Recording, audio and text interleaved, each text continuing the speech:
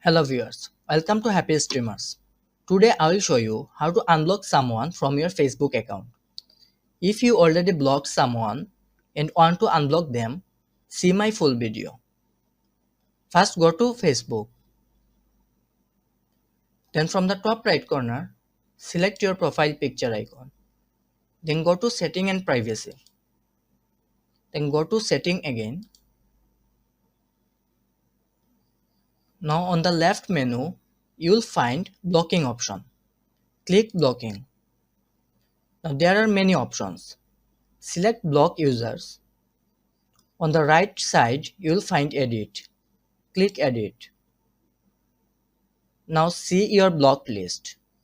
Click there, where you will find whom you have blocked already. If you want to unblock them, just click Unblock and click Confirm. This person has been unblocked now. That's all. If you find this video useful, please like, comment and subscribe. Thank you.